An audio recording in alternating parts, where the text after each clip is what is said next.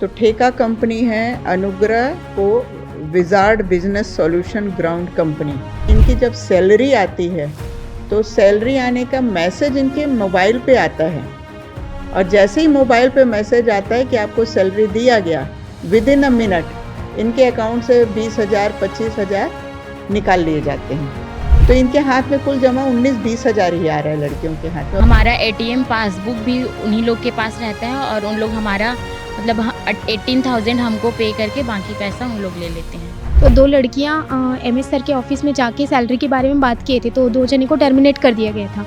No ma'am, अभी फिर से हमने सैलरी के लिए बोले तो फिर दो जने को फिर से टर्मिनेट कर दिया गया। और लोगों को टर्मिनेट? जी मैम, इसके वो बोलते थे कि आप कहीं भी जाइए, इसकी कोई सुनवाई नहीं होगी, सब पैसे में बिक जाते हैं, हमारे पास पैसा है और हमारे पास पुलिस का भी पहचान है, नेता का भी पहचान है, पॉलिटिक्स में भी पहचान है, और जहाँ भी जाएंगे आप लोग की कोई सुनवाई नहीं होगी, डेट के ऊपर डेट देंगे हम लोग, तो आप लोग कितने बार छुट्टी लेके केस में जाते जाएंगे, ऐसे करके भी बोला गया था।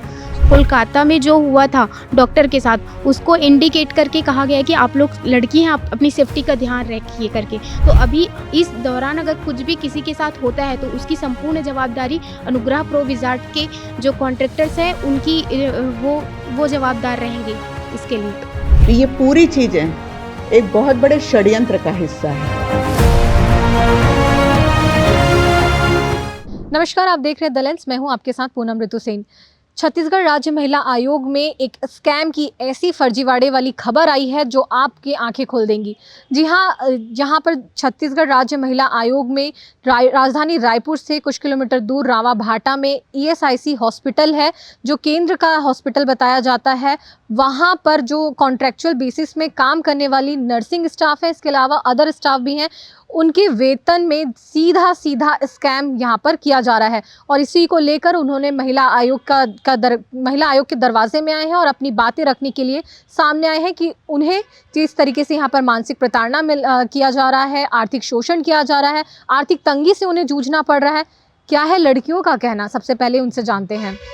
यहाँ पर जो लड़कियाँ हैं वो काफ़ी डरी हुई हैं, सहमी हुई हैं। उन्हें ये डर है कि कहीं कॉन्ट्रैक्चुअल बेसिस पे उन्हें रखा गया है, अगर वो आवाज़ उठाती हैं तो उन्हें उनकी जॉब से जाने का खतरा है। इस वजह से वो अपना चेहरा यहाँ पर नहीं दिखा रही है, लेकिन अपनी आवाज़ उठाने के लिए वो हमारे साथ इस तरीके से बात करने के लिए तैयार हैं। मैं आपसे ये जानना चाहूँगी कि आप लोग कब रिक्रूट हुए, कहाँ से रिक्रूट हुए, कहाँ काम करते हैं, क्या मामला है? हम ईएसआईसी हॉस्पिटल में काम करते हैं। अनुग्रह प्रो विजार्ड बिजनेस सॉल्यूशन है, वो एक कॉन्ट्रैक्ट के थ्रू हम लोग की नियुक्ति हुई थी वहाँ। हम 6 नवंबर 2023 से वहाँ कार्यरत हैं। उसके बाद हम लोग की सैलरी, एक्चुअल सैलरी 48,106 रुपीज़ है। हमको सिर्फ 18 to 20,000 में बात हुई थी। हम लोग को नहीं पता था एक्चुअल सैलरी हमारी 48,000 है। अच्छा। हाँ, और फिर बाद में हमारी सैलरी बढ़ाएंगे बोले थे। फिर हमारी सैलरी आती है अकाउंट में 48,106 रुपीज़, लेकिन हमें जितनी सैलरी बोला गया था उतना ही छोड़ के बाकी सारा डिडक्ट कर लिया जाता है। अच्छा, तो यानी आप लोगों के नाम से अकाउंट खोला गया कंपनी के द्वारा, तो उसमें पैसे आते थे 48,000, लेकिन आप तक पहुंचता था 18,000। क्या मैं सही कह रही हूँ, समझ पा रही हूँ? जी मैम, यही है। जी मैम। तो इसके लिए आप लोग को कब पता चला कि आपके ही अकाउंट से इस तरीके से फर्जीवाड़ा चल रहा है? मैम, ये एक्चुअली पहले तो एटीएम और पासबुक हमको मतलब बैंक ने दिया, लेकिन देने के बाद उन्होंने जब्त कर लिया था कि कंपनी ने जब्त कर लिया था, और उसके बाद कैश उन्होंने हम लोग को पे किए थे। आप लोगों अलग अलग जगह से आई हैं छत्तीसगढ़ के? यस मैम, अलग अलग जगह से आए हैं, और जो हमारी सहयोगी कह रही हैं वो पूरी मतलब सही बात कह रही हैं। हमारा एटीएम पासबुक भी उन्हीं लोग के पास रहता है और उन लोग हमारा मतलब 18,000 हमको पे करके बाकी पैसा उन लोग ले लेते हैं। तो छत्तीसगढ़ के अलग अलग ज़िलों से आप लोग आई हैं यहाँ पर? yes. और यहाँ पर आप नर्सिंग स्टाफ के तौर पर काम करती हैं, जो रावाभाटा में हॉस्पिटल है वहाँ? जी मैम। कितनी सुनवाई हो चुकी है अब तक, और आप लोग को कैसे पता चला कि महिला आयोग में जाना है, वहाँ शिकायत करनी है, और अभी क्या हो रहा है? अब यहाँ पर जो महिला आयोग है उनका क्या कहना है? महिला आयोग वाले लोग बोले हैं कि मतलब वहाँ के हमारे हॉस्पिटल को आवेदन दिए थे कि हमारे साथ ऐसा ऐसा हो रहा है करके। उसके बाद वहाँ से कुछ नहीं हो रहा था, तो वो लोग बोले मतलब कुछ नहीं किए थे, तो हम लोग को लगा कि यहाँ कुछ नहीं हो रहा है तो हम लोग को महिला आयोग जाना चाहिए ऐसा करके। कहाँ की बात बताया? हम लोग हॉस्पिटल में पहले आवेदन दिए थे, एमएस सर को दिए थे, वो लोग बोले लेटर दो करके, तो लेटर दिए थे वहाँ। उसके बाद वहाँ से कुछ नहीं हो रहा है ऐसे करके हम लोग महिला आयोग में आना चाहे तो महिला आयोग में आके आवेदन दिए थे। तो यहाँ हुआ था 8 तारीख को सुनवाई हुआ था, तो वो लोग सर लोग को बोले हैं कि 1 सप्ताह का वार्निंग दिए हैं कि आप लोग क्या इसका डिसीजन और नेक्स्ट लेते हो तो बताने के लिए। तो अभी तक इसका कुछ भी डिसीजन नहीं पता चला है, तो नेक्स्ट सुनवाई हम लोग का 9 फरवरी को और रखा गया है। ये बताइए कि कुछ लोगों ने आवाज़ उठाने की पहले भी कोशिश की थी? हाँ मैम, पहले भी कोशिश की थी। जब फ्रॉम स्टार्टिंग जैसे ही उन्होंने मतलब कॉन्ट्रैक्ट बेस पे रखा था, तो 2 लड़कियाँ एमएस सर के ऑफिस में जाके सैलरी के बारे में बात किए थे, तो 2 जने को टर्मिनेट कर दिया गया था। अच्छा, तो आप लोगों ने आवाज़ उठाई तो 2 लोगों को टर्मिनेट किया हाँ गया। मैम, ये मतलब 2023 की ही बात है, तो सब लोग डर गए और फिर इस टॉपिक में कोई बात ही नहीं किए थे। उन्होंने बोला कि सैलरी सबकी बढ़ेगी करके, फिर हम बीच बीच में जाते थे सैलरी के लिए कि सर हमारी सैलरी कब बढ़ेगी करके। वो लोग बोलते थे कि आज कल कुछ दिनों में बढ़ेगी, आप लोग टेंशन मत लीजिए, ऐसे करके बोलते थे। और ये कंटिन्यू चलते रहा। 2025 में भी, 2024 दिसंबर में भी गए थे हम लोग एमएस के ऑफिस इसी को लेके। फिर वहाँ उस टाइम पे भी डरा दिया गया हम लोग को कि आप लोग लड़कियां हैं, आप लोग अपनी सेफ्टी का ध्यान रखिए। और उसी टाइम पे कोलकाता हॉस्पिटल में डॉक्टर्स के साथ जो हुआ था उसको भी इंडिकेट किया गया था। ऐसा हॉस्पिटल के द्वारा कहा गया, कंपनी के द्वारा कहा गया, किसके द्वारा कहा गया? कंपनी के द्वारा कहा गया था। कंपनी जो अनुग्रह प्रोविजार्ड है उनके द्वारा। जी मैम। देखिए, यहाँ पर साफ तौर पर जो लड़कियां हैं वो एक तो वो डरी हुई हैं, उन्हें डर है कि उनकी जॉब ना चली जाए, लेकिन उन्हें एक चीज़ उनसे बात करने पर ये समझ आई कि उन्हें हॉस्पिटल से कोई प्रॉब्लम नहीं है, हॉस्पिटल प्रबंधन से कोई उन्हें प्रॉब्लम नहीं है। उन्हें मुख्यतः जो शिकायतें हैं वो अनुग्रह प्रोविजार्ड कंपनी है जो पूरा फर्जीवाड़ा चला रही है उसके खिलाफ में है। देखिए, इस तरीके से पहले तो लड़कियों को धमकाना ही एक सबसे पहला अपराध है, क्योंकि कोलकाता में जिस तरीके से रेप कांड हुआ, देश भर में चर्चाएं हुई, उसका हवाला देकर डराना धमकाना ये अपने आप में ही अपराध है। 2 लोगों को टर्मिनेट किया गया था 2023 में और अभी आप लोग फिर आए हैं। क्या उसके बाद कुछ एक्शन हुआ है इस दौरान? नो मैम, अभी फिर से हमने सैलरी के लिए बोले तो फिर 2 जने को फिर से टर्मिनेट कर दिया गया। और लोगों को टर्मिनेट? जी मैम, इसके वो बोलते थे कि आप कहीं भी जाइए, इसकी कोई सुनवाई नहीं होगी, सब पैसे में बिक जाते हैं, हमारे पास पैसा है और हमारे पास पुलिस का भी पहचान है, नेता का भी पहचान है, पॉलिटिक्स में भी पहचान है, और जहाँ भी जाएंगे आप लोग की कोई सुनवाई नहीं होगी। डेट के ऊपर डेट देंगे हम लोग, तो आप लोग कितने बार छुट्टी लेके केस में जाते जाएंगे, ऐसे करके भी बोला गया था। हमने हॉस्पिटल में भी कंप्लेन किए थे, फिर 2 जने को टर्मिनेट कर दिए, तो हम लोग की यहाँ सुनवाई नहीं है ऐसे करके। कोई नाम बता सकते हैं आप लोग कि वो कौन है जो इस तरीके से कहते हैं? मैम, कॉन्ट्रैक्टर ही है वो। अनुग्रह प्रोविजार्ड के कॉन्ट्रैक्टर। क्या आप लोग को पता है कि ये कंपनी कहाँ स्थित है? आप लोग को कौन से ऑफिस में सारे डॉक्यूमेंटेशन के लिए बुलाया गया? किसी को जानकारी, आपको जानकारी है? भाटा गांव में है एक, और कभी भी ऐसे बुलाते थे तो सिंगल आव करके भी बोलते थे हम लोग। हाँ, और हमें रजिस्ट्रेशन रद्द हो जाएगा करके भी धमकी दिया जाता था उन लोग के थ्रू। मैं आप लोग से ये जानना चाहूँगी कि जब मैंने नेट में सर्च किया अनुग्रह प्रोविजार्ड, तो उसमें ना लोकेशन लिखकर आ रहा है सुंदर नगर दिखाता है मुझे। आप लोगों को इसके बारे में कोई जानकारी है कि? हमसे उन लोग जब से मिल रहे थे स्टार्टिंग 2023 से, तब से हमको एक ही ऑफिस उनका है भाटा गांव, वहीं पे ही बुलाया जाता था मैम। आप लोग कितने लोग होंगे कुल जो उस कॉन्ट्रेक्चुअल बेसिस पे काम कर रहे हैं, उस कंपनी से आए हैं? 18 थे तो 2 टर्मिनेट हो गए, तो अभी 16 बचे हैं मैम। वार्ड बॉय भी है इसमें? हाँ जी, 25 लोग होंगे। 25 वार्ड बॉय हैं? नहीं, total nursing staff ward boy करके 25 लोग हैं हम लोग। देखिए, यहाँ पर सीधा 25 लोगों के खाते से भी अगर इस तरीके से हेरा फेरी की जा रहा है, इन्हीं के अकाउंट में, अकाउंट इनका, नाम इनका, फ़ोन नंबर इनका, एटीएम भी उनका, पासबुक भी इनका, लेकिन उस अकाउंट से पैसा निकालने या उस पर एक्सेस करने की आज़ादी इन्हें नहीं है। ये तो सीधा कानून के दायरे से हटकर काम करना हुआ, और इसमें अनुग्रह प्रोविजार्ड कंपनी ये जो बता रहे हैं वो बातें सामने आ रही है। अब महिला आयोग से आप लोगों की क्या उम्मीद है? आप लोग इसके लिए यहाँ पर आगे बढ़ चुके हैं, कब सुनवाई होनी है और क्या इस पर आप कहना चाहेंगे? 8 जनवरी को पहला सुनवाई था। उसके बाद हमको बैंक में पुराना वाला एटीएम पासबुक ब्लॉक करने बोला। फिर उसके बाद नया अप्लाई किए तो हमारा एटीएम और पासबुक आ गया है। दूसरा सुनवाई हमारा 9 फरवरी को है। इस बीच में आपको कोई किसी ने डराया धमकाया कि इस बीच में कुछ हुआ आप लोगों के साथ? नहीं, यानी हमें डर है मैम कि आगे हमारे साथ ऐसा ना करे, क्योंकि 2 साल से हमें डराया जा रहा था, धमकाया जा रहा था। हम चुप थे। अभी हमने अपनी चुप्पी तोड़ी है, तो अभी वो किसी के साथ भी कुछ भी कर सकता है, क्योंकि उन्होंने कोलकाता में जो हुआ था डॉक्टर के साथ, उसको इंडिकेट करके कहा गया है कि आप लोग लड़की हैं, आप अपनी सेफ्टी का ध्यान रखिए करके। तो अभी इस दौरान अगर कुछ भी किसी के साथ होता है तो उसकी संपूर्ण जवाबदारी अनुग्रह प्रो विज़ार्ड के जो कॉन्ट्रैक्टर्स हैं उनकी वो जवाबदार रहेंगे इसके लिए।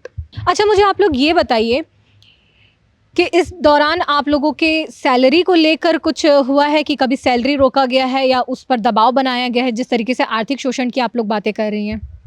मैम, अक्टूबर की सैलरी हमको नवंबर में नहीं दिया गया था, तो हम लोग बोलते थे कि सर हमारी सैलरी कब तक आएगी। वो उनका जवाब रिप्लाई भी नहीं करते थे।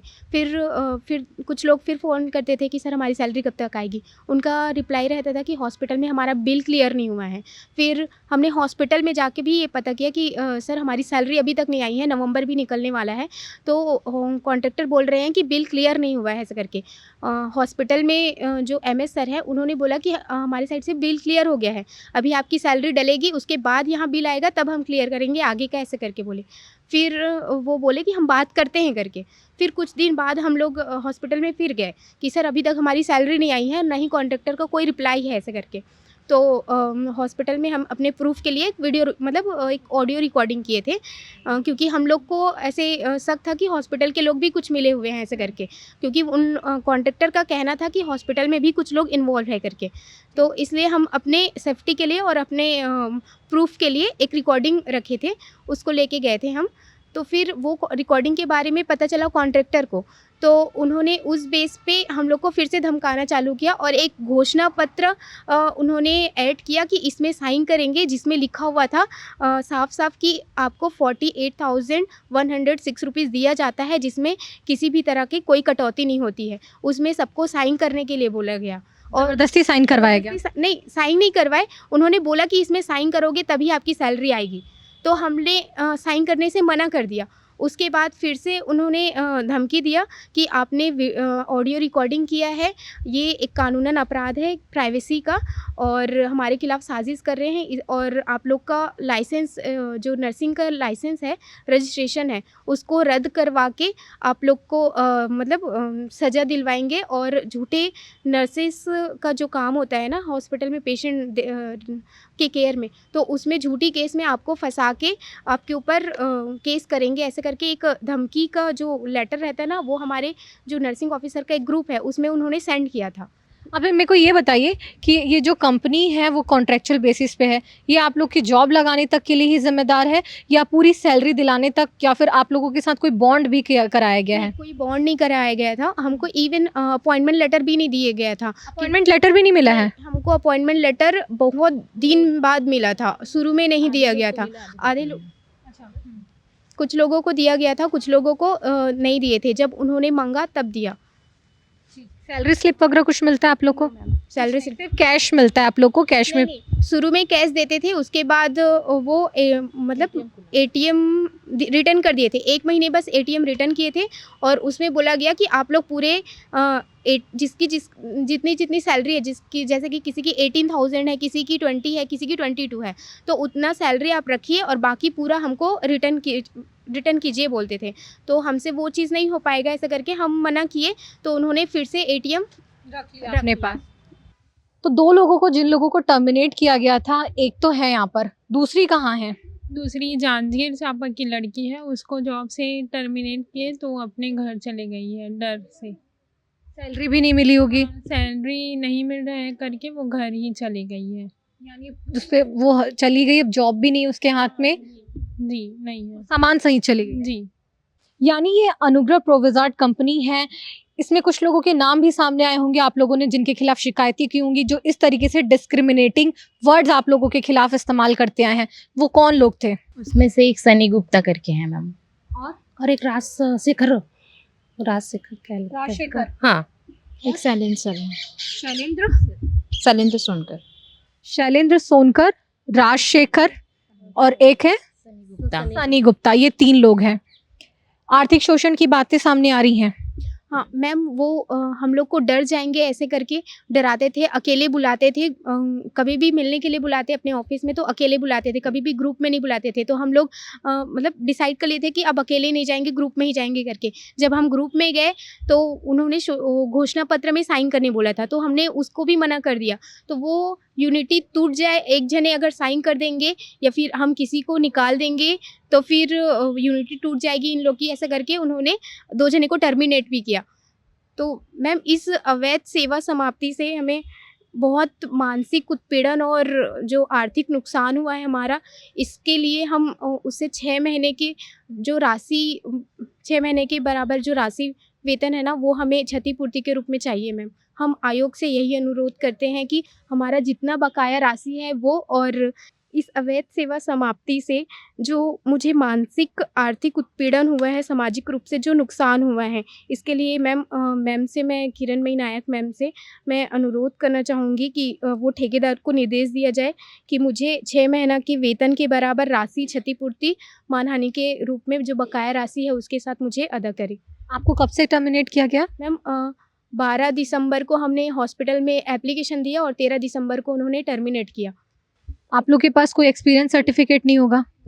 मैम अभी तक नहीं दिए हैं मैम, हम लोग उसको बोले भी है कि हमें एक्सपीरियंस सर्टिफिकेट सर दीजिए ऐसे करके। अच्छा, मुझे ये बताइए, आप लोग को जानकारी है कि ये कंपनी कहाँ की है? ये छत्तीसगढ़ की है, दिल्ली की है, बाहर की है? कुछ भी जानकारी? कैसे ये कॉलेजेस में कॉन्ट्रैक्ट करती हैं, कैसे कॉन्टैक्ट करती हैं? छत्तीसगढ़ की है छत्तीसगढ़ की। हाँ।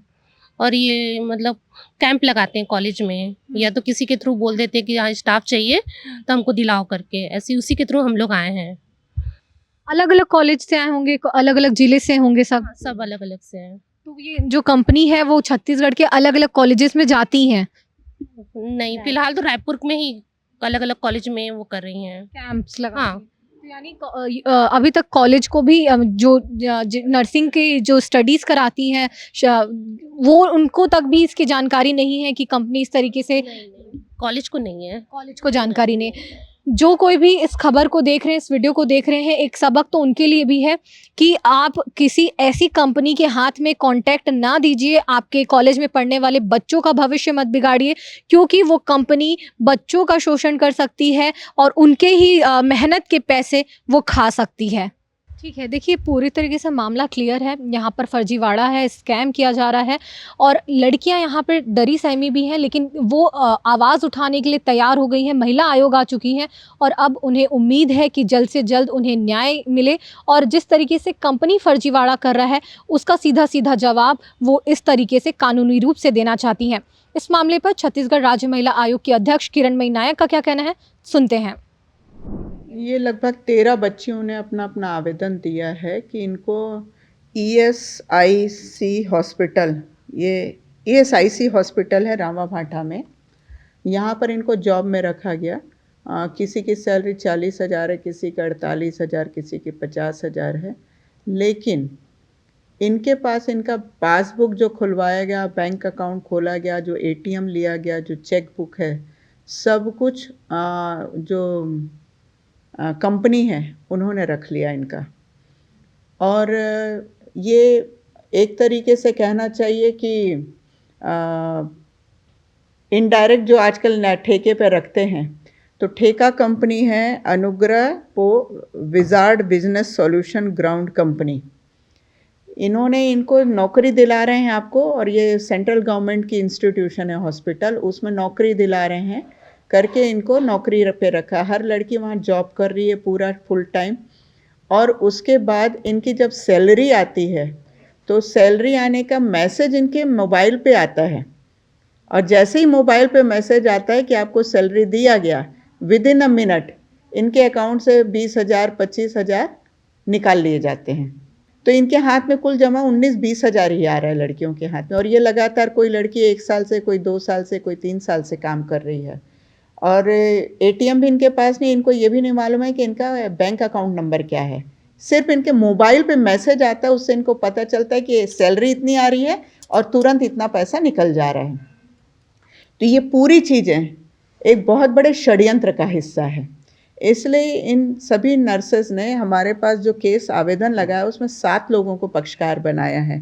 पहला तो अनुग्रह कंपनी जो है, फिर एक राजशेखर पांडे हैं जो उस कंपनी के मालिक हैं, ठेकेदार हैं, एक सनी गुप्ता और एक शैलेंद्र सोनकर हैं जो सुपरवाइज़र हैं। फिर ईएसआईसी हॉस्पिटल रायपुर को भी पार्टी बनाया, उनके medical superintendent doctor Radhakant Behera को बनाया है, डिप्टी डायरेक्टर बीसी मीना को बनाया और यूको बैंक के मैनेजर जो डीडी नगर में है ब्रांच, उसके बैंक मैनेजर को भी बनाया पार्टी। तो इस केस में जब ये सुनवाई हुई अभी 8 जनवरी को, तो हमने उनसे कहा कि जो बैंक मैनेजर के लिए एक चिट्ठी लिखी, बैंक मैनेजर आए नहीं थे, कि एक एक लड़की के केस में जो हमने ऑर्डर किया है उसकी हमने एक चिट्ठी बना के दी कि बैंक मैनेजर तत्काल प्रभाव से इनका पुराना एटीएम को ब्लॉक करे और इनके पासबुक की कॉपी इनको तुरंत प्रोवाइड करे और इनको नया चेक बुक प्रोवाइड करे ताकि कोई भी इनके अकाउंट से पैसा ना निकाल सके। और वो सारी चिट्ठियां बैंक मैनेजर को जा चुकी हैं और बैंक मैनेजर ने शायद इनको नया एटीएम वगैरह देने का प्रॉमिस किया या मिला, मुझे अभी पूरी स्थिति नहीं पता है। जब सुनवाई हो गई उसके बाद में अनावेदक क्रमांक 5 आए थे, डॉक्टर राधाकांत बेहरा जी। बच्चियां जा चुकी थी सुनवाई के बाद। तब मैंने उनसे कहा कि आपको जो है इसमें जो ठेकेदार कंपनी है उसका बैंक गारंटी होगा। तो उन्होंने कहा था कि हमारे पास 40 लाख की कुछ की बैंक गारंटी है। तो हमने उनसे कहा कि आपको बैंक गारंटी उसका जो है सीज़ करना पड़ेगा जब तक यहाँ पर नया पूरे केस का डिसीज़न नहीं हो जाता है।